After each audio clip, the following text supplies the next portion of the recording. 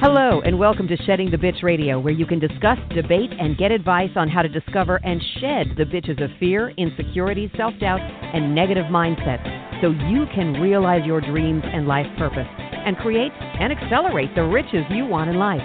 Join us here live every Tuesday at noon Eastern and dialogue with us at 818-572-2910. You can also chat with us at Blog Talk Radio /SheddingTheBitch or share your stories on our website at sheddingthebitch.com. Whatever the bitch is that's holding you back from living your life to the fullest, it's not worth giving up the riches in life that you deserve.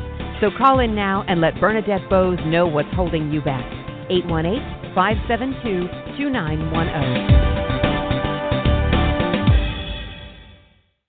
Good day, everyone, and welcome to Shedding the Bitch Radio. I am so excited about this conversation today.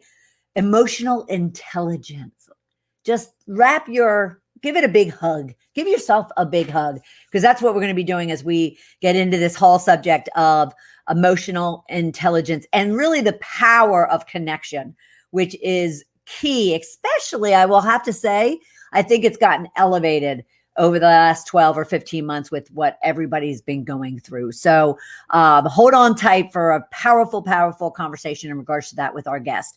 But before we do that, I just want to, as always, thank our new listeners and viewers. I am so humbled and honored that you are finding us, whether that is out on our Shed the Bitch TV channel on YouTube. It could be on our Shedding the Bitch Facebook channel, where we do stream this each and every Tuesday. It might be on Blog Talk Radio, Apple Podcast, Stitcher, Spotify, any number of the streaming services. I'm just so grateful. Everyone here actually in the Shedding the Bitch community is just so grateful that you are finding us and that you are liking, subscribing, rating us. You're providing feedback in regards to topics and even recommendations for guests that you'd love to hear from. And so every one of us just ask that you can continue to do so, because it just ensures that we are bringing you the top of mind subjects that really will help you create riches in your work and life that you deserve. All right. And of course, our ongoing followers and tribe that has been following us both from our Shed the Bitch TV YouTube channel or on any one of the podcast streaming services, downloading it, taking us with you, and also ensuring that we are being rated and starred and subscribed and followed and liked. And again, providing comments and suggestions. Without you, we wouldn't find all of those new ears and eyes, and we're so grateful for it. And continue, because we have a lot more to talk about, even after the number of years we've been on air. So we are very, very, very grateful to you. I also need to thank North Georgia Tax Solutions, our ongoing sponsor of the Shedding the Bitch program. And Debbie Snelling and her team are a powerhouse financial and tax services company that services all of the United States, not just North Georgia. So please check her out and her team at ngtaxsolutions.com. Tell her I said hi. And you'll be in great hands, whether it's for your small or corporate size company, or if it's for you personally. Just check out North Georgia Tax Solutions for all your financial and small, or I should say, tax services needs. All right. So today we are talking about emotional intelligence and the power of connection. As humans, we are hardwired for connection. Those who are able to connect well with others do better in the workplace, as well as in all areas of life outside of work. We used to think that our IQ, or cognitive intelligence, that determined how successful we will be in life, was the most important. But over the last 25 years, we have discovered that our emotional intelligence, or EQ, is also an important factor. Our emotional intelligence has a great impact on our decision-making process. It determines the extent to which we are able to make strong, healthy connections with others. And this, in turn, determines whether people want to hire us, promote us, do business with us, like, know, trust, and do with us, and build relationships and be in relationships with us or be our friend. Simple things what you want to listen for and what you're going to learn are simple things that you can do to really spend time with yourself to understand your emotional intelligence, and that has a strong impact on your decision making and what you need to do in order to develop your emotional intelligence. So I want to ground you in a rich question, and then I'm going to introduce our guest and bring him onto the program. But your rich question for Harvey and all of you is a question that's going to ensure that whether you showed up and you're like, well, this sounds interesting, although it doesn't really relate to me, I can guarantee you that if you really consider the rich question, you will find that as we get into the conversation, there'll be something that you can relate to and hold on to and learn from. So your rich question for today, when it comes to our conversation around emotional intelligence, is really simply, on a scale of 1 to 10, how in touch are you with your own emotional intelligence? 0 for, I have no idea what you're talking about, Bernadette. Or 10 being that, yes, I am well connected, I'm well in tune, and my emotional intelligence is off the charts. All right. So let me introduce our guest and bring him in. Our guest is Harvey, and I I knew, but it's Harvey Deutschendorf. And he is an emotional intelligence expert, speaker, trainer, and internationally published author of The Other Kind of Smart: Simple Ways to Boost Your Emotional Intelligence for Greater Personal Effectiveness and Success. And I'm going to mention it, but check him out on Amazon, the book on Amazon, but also make a note right now. Go to theotherkindofsmart.com. For the book and to learn more about Harvey. He also writes for Fast Company and has monthly column with HR Professionals magazine. As well, he is a regular contributor to Real Leaders magazine, the official publication of the Young Presidents Club. Harvey is a TEDx speaker with TEDx Beacon Street, Boston. In 2015, Harvey was recognized by Trust Across America as one of the top thought leaders in trust. Harvey has overcome major obstacles in his life to get where he is now. Not only has he studied emotional intelligence extensively, he has experienced much of what he talks about. He walks his talk. How are you, Harvey? I'm great, Bernadette. Thanks for having me on. I'm excited. You are so welcome. I'm so looking forward to this conversation because I resonate, but I agree with you so wholeheartedly about the fact that we have to get in touch and we have to find other ways of making connections, valuable connections, purposeful connections. Yes. So all of that is fabulous. But before we get into all of it, share with us, if you would, it appears you might be in Boston, but share with us a little bit about who Harvey is and what brought you in the direction of really studying emotional intelligence, let alone trust. I love that. Thank you, Brent. Yes. Well, I could talk about this for hours, actually, but I know we don't have much time. Actually, I'm not from Boston. It was the TEDx talk was actually done virtually, and I'm from Edmonton, Alberta, in Canada. Oh, that's in Western Canada. So, sweet. Yeah. So, what got me into emotional intelligence? Had a very difficult upbringing. My parents were refugees, came over from Europe after the Second World War, had lost everything, totally everything. Had to borrow money for passage from the church. When we came here, the first 12 years of my life were, really in dire poverty. My mother told would feel guilt when got older, my brother and I, that she blamed it on malnutrition because some days she only had an orange to feed both of us. I don't remember that. I was too young, I guess, but I don't remember ever being hungry or anything. But yeah. So the rest of the family, basically, we settled in Europe. So we didn't have any support systems or anything. It was just our family and a few distant relatives. And my father was very, very angry, and it got worse and worse as as we got older. And is basically lived in a very poor area.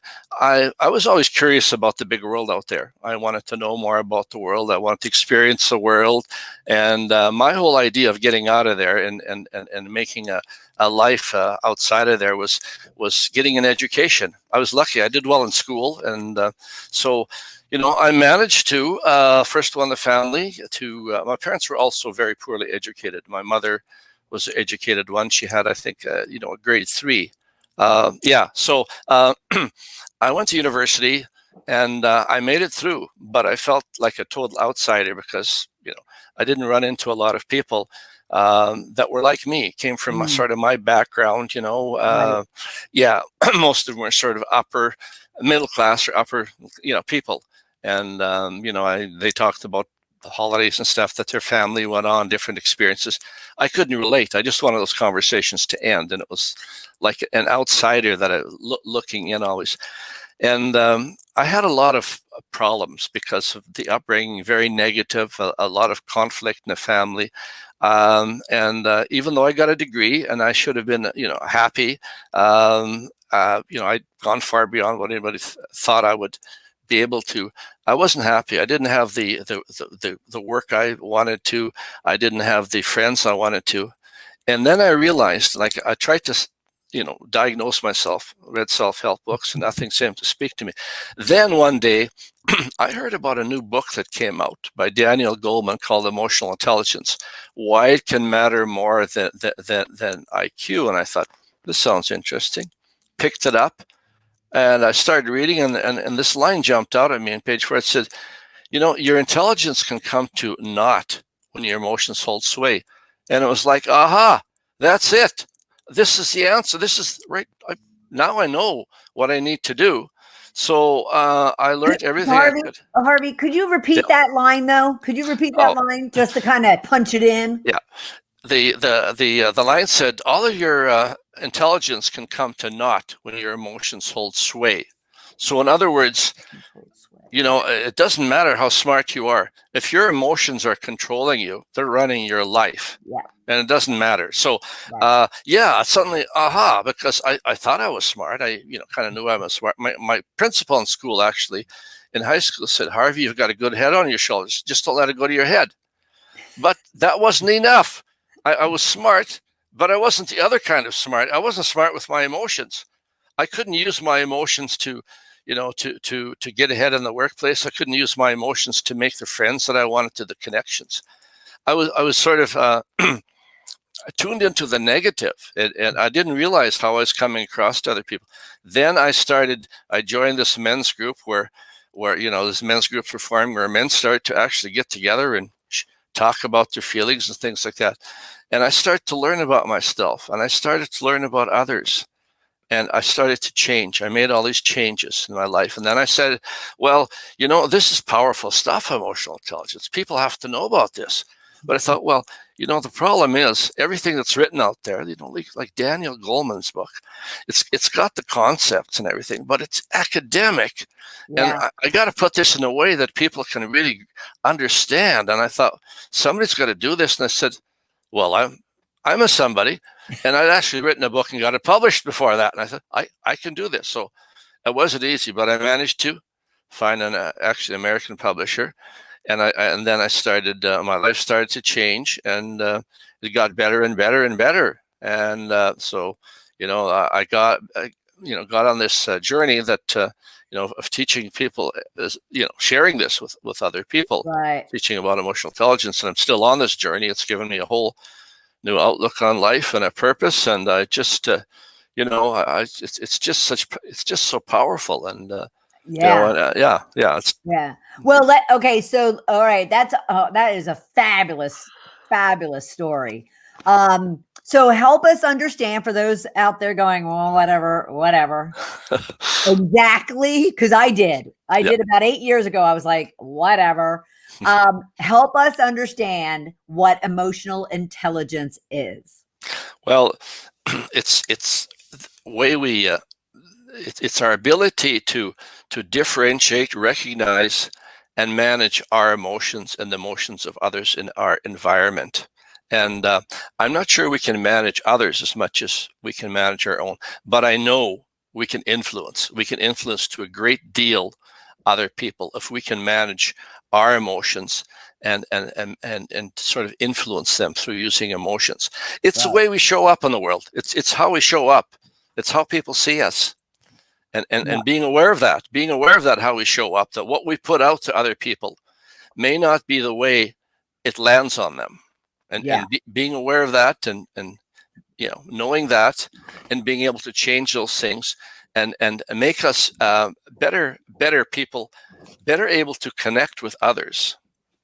And right.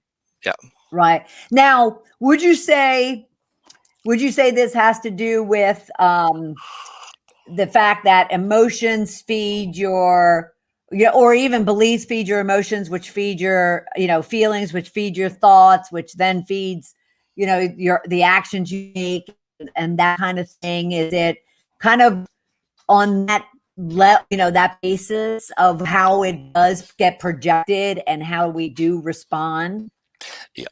Yes. The important thing, the first thing when we want to develop our emotional intelligence is to become more self-aware. Become more self-aware of what we're carrying, around with us. Right. And a lot of what we're carrying goes all the way back to childhood. What we learned, what was put into our subconscious that we may not even be aware of. Yeah. Okay. That we are carrying around, and we react from that, and that drives our lives. Right. And becoming aware of that, and using it if it's helping us get what we want in life, and if it isn't, changing that, being able to become aware of that and starting to change that. For me, example, it was where I was carrying a lot of negativity. I grew up with the idea that people will take advantage of you. They'll be out to get you, things like that. Those kind of ideas. And as long as I was carrying those kind of ideas, I wasn't very open to making connections, to developing better relationship. Once I became aware of that, I could change that. I could start thinking and doing things differently, because I was now aware and I was able to change. I was able to make changes and put new ideas in over time. Yeah. That became, Yeah. Well, I mean, just to throw an example in as well is, I always wondered why I felt so disconnected. I never felt like part of a group, or that I belonged, or that, that I kind of fit in, so to speak. Mm-hmm. And I was probably about 48. And I started kind of doing what you're saying to do, is really evaluating kind of what happened in the past. And Harvey, I'm one of 12 children. I'm a middle child. And wow. yet I'm very, very different. And I kind of stand out from the rest of them, or I did at the time. So when I was a baby, up until about 10, I was always teased that I was the milkman's daughter, the postman's daughter. I even went to my mother crying, thinking, am I adopted? Am I, am I not really a family member? Mm-hmm. And it was all of that happened when I was like 1 or 2 or 3 years old, all that teasing and those comments that really kind of, embedded in my psyche that I didn't fit in, that I didn't belong, Yes. And but to your point, which I love, is the minute I became aware of it, I was able to make a decision to let it go and do, and kind of not allow it to impact me. So that's what we're talking about, right? Right. That's what we're talking about. Yes, exactly. Fascinating. Yes, it is. Yeah. Because it is fascinating, because there's ideas implanted in our mind when we're children, and because everything goes into our subconscious, and now as adults, when we're told something, or an idea comes in, we can say, no, I don't accept that, or that doesn't make sense to me. That's not right. Whatever. As children, we couldn't. Everything went in there. Everything went in there. We had no ability to block anything that was going in. And the positive went in, and the negative went in, and ideas that limit us about who we are, what we're capable of doing in this world, in this life. Those ideas are all in our subconscious. Once we become aware of that, we can change that. Right. But we have to become aware that they're there. Know that. Okay, so and you had mentioned earlier that there's some things that we aren't even aware of. So what happens? What triggers someone, or how do they get triggered to kind of say, hey, look, you need to take a look at, kind of all your belief systems and all the things that that you've experienced, because something has caused this frustration or struggle or obstacle that you're dealing with today. How do they uncover that? Like, how do they become conscious?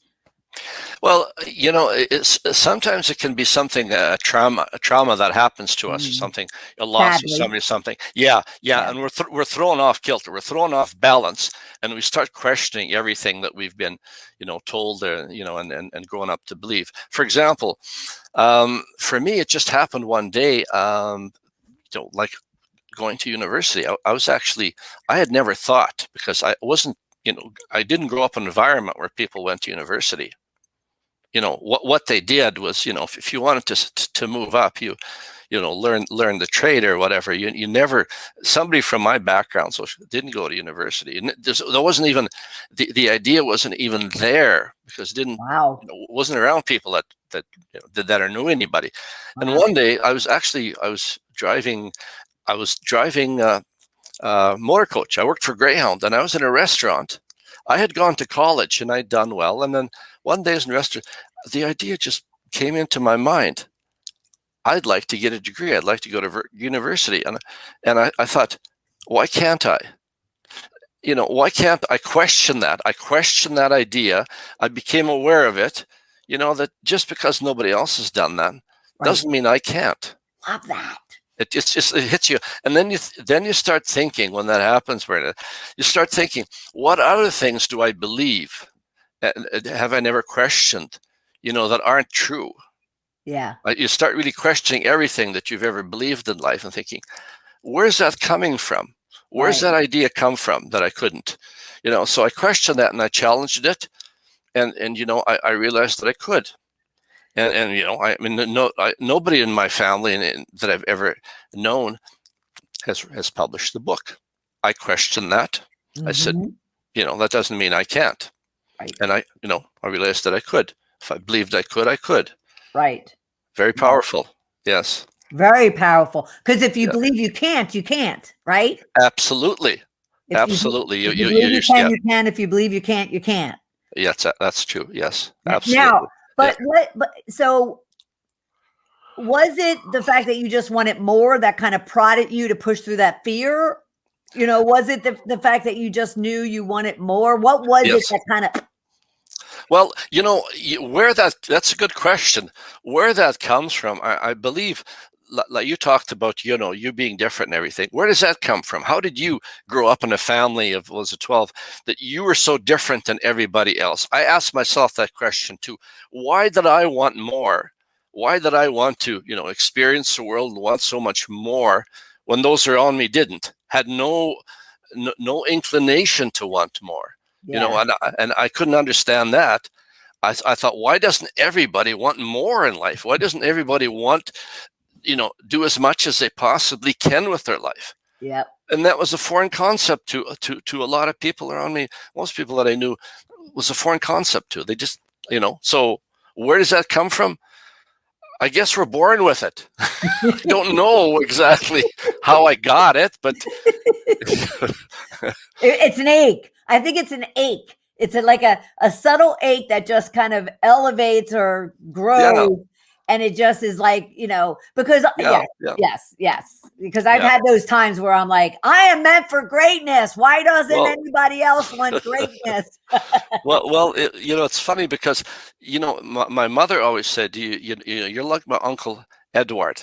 And Edward was like her family was a large family. And Edward was somebody who sort of struck out, on his own and didn't live the life that the rest of the family did. He had his own business and he traveled and he did all kinds of things, not like the rest of the family. He lived a big life. And so she said, you remind me of Edward, and where Edward got that from, where I got that from, I have no idea. But I always knew that what I wanted was more. I wasn't going to settle, and just I somehow. So it's something innate in us, and Yeah. that we're born with.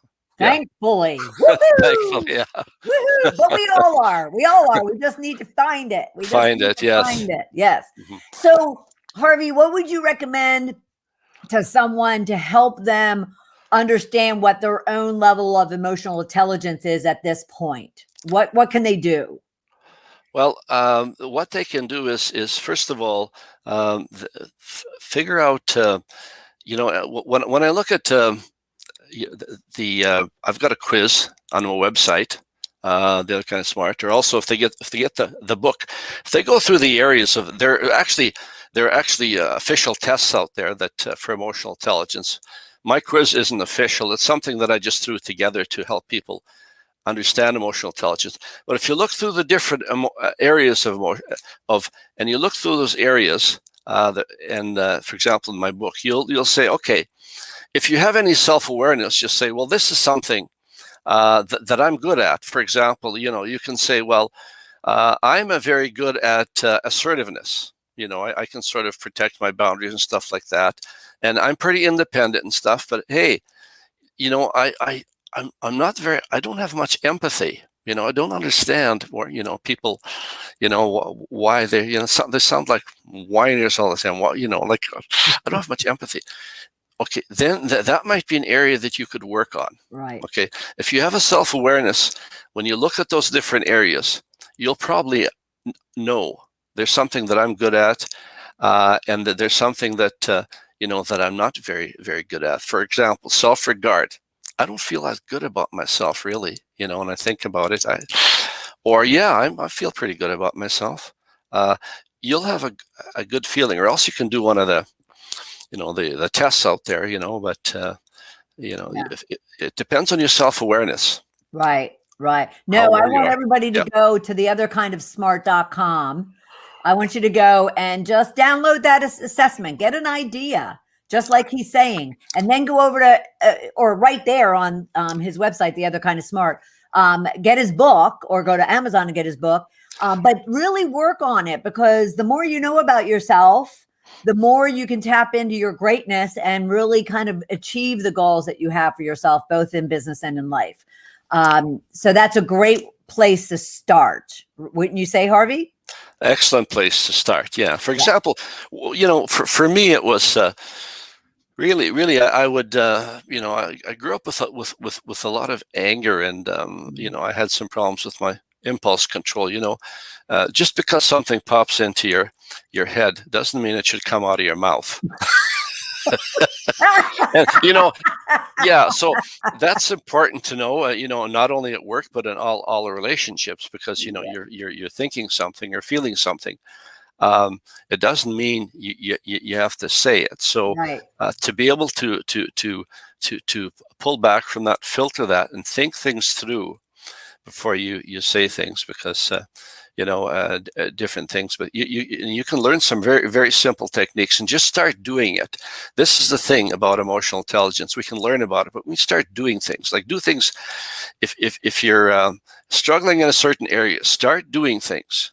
When I'm starting to get angry or something, when I'm starting to get very emotional, I'll just not react. I will wait about 10 seconds or something and do some breathing and think things through. And also, you get to the point where you're watching yourself. You're almost like outside of yourself. You're watching yourself. There's another person watching you in this interaction. It's saying, okay, no, just you're not ready to speak yet. Wait. You're going to make a better decision here if you wait this out and think this through. Right. Think this through before you react, because once the message gets to the important thing to know is we feel before we think. We feel before we think. When a message comes through to us, the first place that it goes to is what's called our emotional brain. And that's our primitive brain that we've had since we lived in caves, that warned us right away, if there was danger around us. and we had to fight or flight right away. That brain is still with us, even though there's not a lot of saber-toothed tigers running around out there we have to be afraid of. We don't not get constant danger all the time, although maybe some situations where we are, but usually we don't need it. But that's where the message goes. It takes a few seconds, about 6 seconds, experts say, for that message to reach our executive brain, our frontal neocortex, that powerful thinking brain where we respond, we think things through instead of reacting. And Right. the biggest example of reacting is road rage, and that was what my TEDx talk was about. That's when your emotions are totally out of control, and you're acting strictly from your emotions. You're not thinking, and as soon as that ends, your road rage incident ends. You'll probably have major regret that you didn't wait and Right. and think things through. But Right. that's what happens. That's the worst example of being caught up in our emotions. And Daniel Goleman calls it an emotional hijack. And so we have to be able to go beyond that. So our emotions aren't driving us. They're not in control of us. We're in control of them. Right. So I'm thinking, because I've had a lot of conversations over the past several weeks. As a matter of fact, about an hour ago on my own live show about even a lot of business owners, a lot of entrepreneurs, women, they struggle from a selling perspective. They get all in their head and they get very emotional about needing to go and sell themselves or their products and services, and that rejection, potential and whatnot.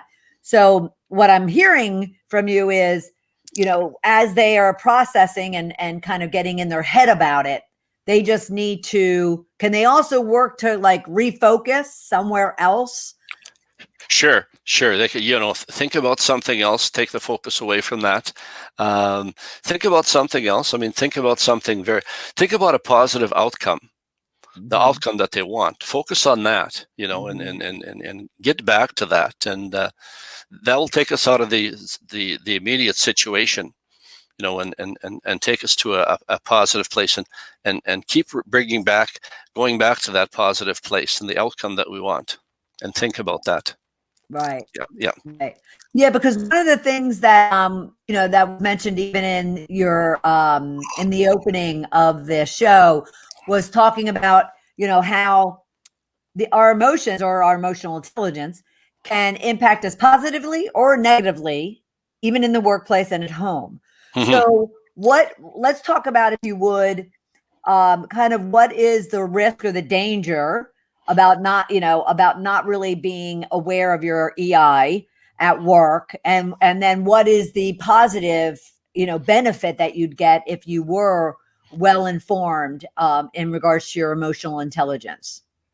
Well, the negative would be, when we say things sort of without thinking them through, in a moment where emotions are controlling us, that we come back to haunt us. Will cost us maybe a promotion, it cost us a job, it cost us a lot of things, not only at work but in our relationships. We say things that we later regret, and that's the thing, and be able to think things through.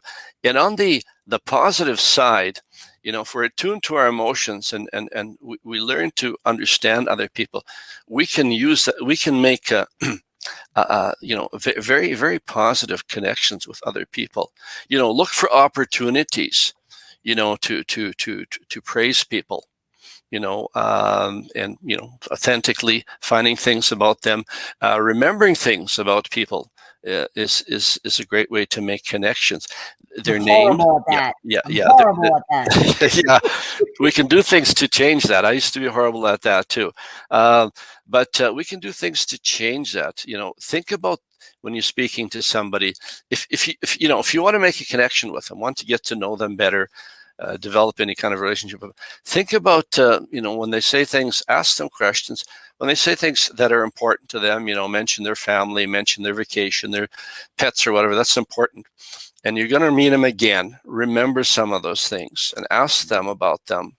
That's how people will feel that they've been heard and they'll feel they're important to you. You remember things about me. Wow, I must have some. I must be important to you. You must, yeah, because otherwise you wouldn't bother. You wouldn't bother remembering anything if I have no influence on you. But now if I've made some connection, I mean something to you because you remember their names and try to remember how to pronounce their names, use their names because people their names. There's the most beautiful sound to people's ears is their names. So you remember their names. I mean, I remember just the other day. I was out there walking, and I love dogs and stuff, and I stop and I pet dogs along the path. Don't have any, of our own anymore, but I just love talking to owners about them and petting them and stuff. And they know it. They come up to me. They can sense it. And there's a lady, and we walked for a ways and learned the name of her dog, and I learned her name, and it wasn't a common name, and came back on the trail, a couple of days later, and I ran into her and her dog again. And I said, "Hi, how are you doing?" And mentioned her name and then her dog's name too. I remembered. And she says, "You remembered my name. Most people don't know my name, don't remember." And it was impressive. And it was like, there was connection there because most people don't, don't put in the time or effort. Right. And I've even gone to the point of where I've met somebody and I wanted to develop a relationship. I wrote things down about them, even though knowing I have ADD, so my memory isn't great. If I wrote things down, I was going to meet them again. I go into my little where I've written it down in my little list and say, "Oh, that's their their partner's name. That's their pet's name. That's where and I bring these things up when I meet them again, and they're always like taken back because most people don't do this. Don't do this. Most people are too busy wanting to talk about themselves, right? And what they're doing, and they're not, So, and the other thing is to really listen when people are talking. And most of the time, when we're in a conversation, when somebody's speaking, we're thinking about our response. We're thinking about what we're going to say back. We're not really listening. So I suggest practicing this when you're with your partner, your family, your good friend. Do this. Practice having them talk for 3 minutes, and all you're going to do is feedback what you heard them say, because you're going to take this urge to just respond won't be there. You have to you're going to have to focus. Right. Practice doing that. You'll become a better listener when you do that. Yeah. And most people don't even, you don't have to agree with people necessarily at all, but people want to be heard, whether you agree with them or not. They want to be heard. They want to know that you heard them. Right. That's the important thing. Yeah. Yeah. Yeah. I was fascinated by, I'm fascinated by the fact that you said that, because I was fascinated when Oprah was going off the air. Yes. She was going off the air a number of years ago. And someone asked her, of the 25 years you've been, on the air and talking to all these people, what have you learned from it? And she said only one thing. People came here because they wanted to be heard. Yes. And I was so taken aback by that in a beautiful way. Mm-hmm. That all it could, because here, the people going on Oprah are like well-known, famous, rich people. And all they want to do is tell their story and be heard. Mm-hmm. And that just kind of like, woohoo, woke me up to what you're talking about as far as how important connections are. Yes. Yeah. Fascinating. Yes. Yes. Now, I want to really understand, and I want our listeners to understand, can you help us with what do you cover in your book, The Other Kind of Smart? What should we kind of be prepared for? Because I know all of our listeners and viewers are going to go out and they're going to buy your book, whether that's on Amazon or on the otherkindofsmart.com. So what can they expect in your book? Well, they can expect stories about people, everyday life, not famous people. everyday people, Yep. that are doing, everyday Awesome. things, and in the real world, and they'll be able to relate to. They'll read and their stories, and they'll say, "Hey, that sounds like my Uncle Tom. He's like that or whatever."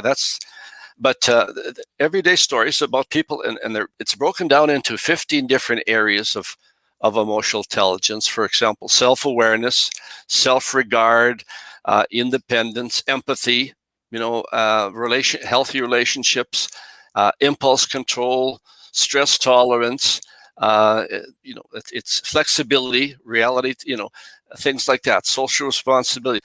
But they'll be able to read stories about people, in those different areas, and they'll be able to read stories about people that were low, very low in those areas. Very able to read stories about people who were quite high in those areas, who functioned very well, and some stories about people who started out very low but were able to develop themselves and be able to increase their emotional intelligence in those areas. And at the end of those stories, there will be little tips, very, very simple tips about what they can do every day if they find, well, this is something I really need to work on. Simple tips that they can do every day. For simple things like flexibility. If you're a person that's really stuck in routine or whatever, very simple things. Go to work and take a different route. Order something different in a restaurant when you go. Just do something to break that routine. It's Right. uncomfortable. Like everything, when we want to change, anything we do to change the way we're doing things is uncomfortable at first. Right. Yep. We have to get out of our comfort zone. Doing things differently is uncomfortable. Now, though we do it long enough, it becomes more and more comfortable. Eventually, that will become our new way of doing things. And the old Sure. way that doesn't work so well will sort of gradually fall aside. And we won't even think about the old way of doing things anymore. We'll get used to doing our new way of acting, our new way of thinking will become our norm. So it'll get better over time. At first, it's uncomfortable. We'll have to work through that, get out of our comfort zone. But all learning, all change, we have to become uncomfortable. We have to do something different. Try something different. Keep at it. You'll see the change happening. And it's like a muscle. Our comfort zones. The more we stretch it, the stronger it'll get. Right. Yeah. And life shouldn't be comfortable, right? I mean, we should want to get uncomfortable. Well, I have a quote. I've got I write a lot. If you followed me on LinkedIn or Twitter, comfort zone is one of my areas of that I really write about, because our comfort zones will keep us safe, but they'll also keep us small. Our safety is we can stay comfortable, but we can stay on this very small. If we want to grow, if we want to expand, we have to become uncomfortable. No growth happens inside that little cocoon, our comfort zone. Yeah. It happens outside of that. We're pushing ourselves. That's when we learn. That's when we're growing. Yeah. Yeah. Well, especially if we're on this earth for any amount of time, we have been and we will be, then, why would we not want to continue to push ourselves and to learn more about it? Because that's what this is all about, right? Is getting to know who our true core essence is. Yes, that's it is. Yeah. But there's so many people that don't want to, want to be comfortable. Yeah. Desperately want to be comfortable. Yeah. They will not push their comfort zone, and it's sad because they're missing out. They'll miss out on the learning about themselves, potential. They'll miss out on all of the wonderful things that could have been theirs had they been willing to push through that. Yep. Yeah. Exactly. And I mean, our words sound very simple, but just the aha or the heaviness that comes with, with even the thought of, the comfort zone keeping us small. is Hmm. just like, oh, why would you want that for yourself? Yeah. Oh, Yeah. yeah, Yeah. Yes, Yeah, exactly. Yeah. yeah. Yeah. God. Yeah. Yeah. All right. So love, love, love this. So any last tips that you would have for our listeners and viewers in regards to really getting in touch with their emotional intelligence? Well, I mean, if for, I think it's for self-awareness, if it's something, if you're a person that's maybe not, doesn't think they're very self-aware, have been told that by other people and things, go to a movie, or watch something on Netflix, on top, and after with your partner, somebody, you can give you honest feedback.